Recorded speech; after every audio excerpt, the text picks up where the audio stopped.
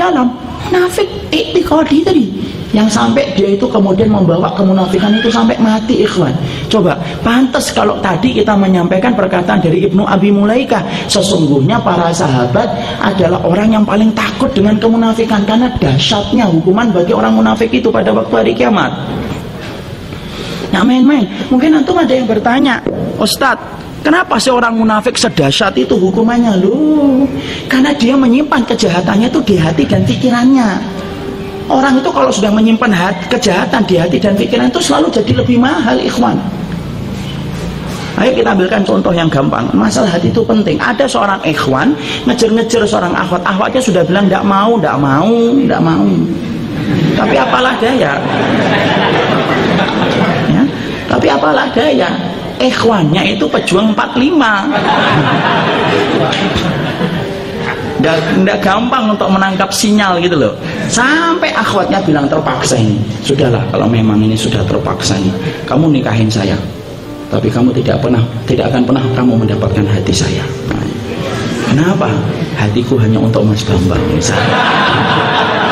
misal. Kira-kira ikhwannya itu mau nggak nikahin akhwat itu? Nggak mau. Kenapa? Hatinya bukan untuk dia. Loh, hati kan nggak kelihatan. Loh, walaupun hati nggak kelihatan, itu yang paling mahal hati. Mungkin temannya ngomong tidak apa-apa, yang penting kamu dapat rambutnya, tangannya. Tidak mau ikhwannya itu. Kenapa? Karena persoalan hati itu mahal. Makanya kalau ada seorang suami mendapati istrinya tidak pinter masak, itu masih dimaklumi.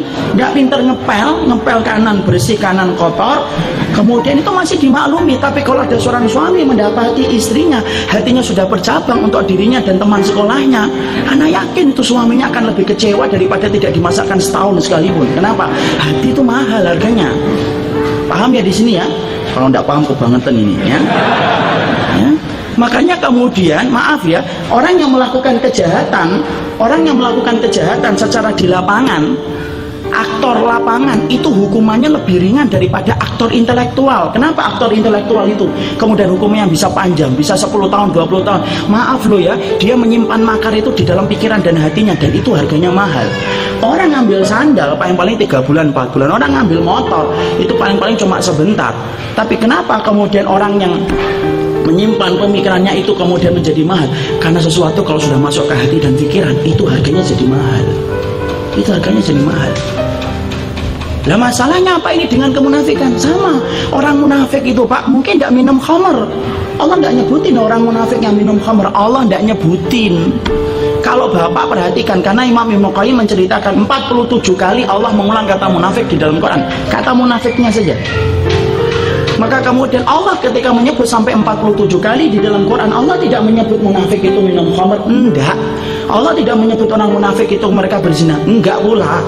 Allah menyebut orang munafik itu kemudian mereka melakukan kedzaliman, mukul, enggak. Tapi Allah selalu menyebutkan kejahatan, keyakinan mereka itu. Makanya kemudian kemunafikan itu, orang munafik, maaf loh, dia tidak melakukan kejahatan dengan kelaminnya, dia tidak melakukan kejahatan dengan tangannya, dia tidak melakukan kejahatan dengan kakinya, tapi dia melakukan kejahatan dengan hatinya. Itulah tindakan subversif dia kepada Allah. Makanya harganya apa? Mahal harganya di sisi Allah itu. Makanya jangan main-main dengan hati. Hati itu tempatnya yang paling penting. Kalau hati kita sampai kemudian rusak amal itu. Mau kita niat itu, walaupun anak dan antum berjihad, nyari ilmu, sedekah, tapi kalau hati kita rusak, niat kita itu bercabang antara Allah dengan niatan manusia, Allah tidak butuh amal kita walaupun menjulang tinggi sampai nyentuh pintu langit. Allah tidak butuh. Kenapa? Allah paling benci ketika ridhonya itu disamakan oleh manusia di dalam hatinya, disamakan dengan pujian manusia. Mana ada ridho Allah di atas arah disamakan dengan pujian manusia. Makanya Allah tidak main-main, walaupun kita jihad ditolak, tidak akan masuk surga.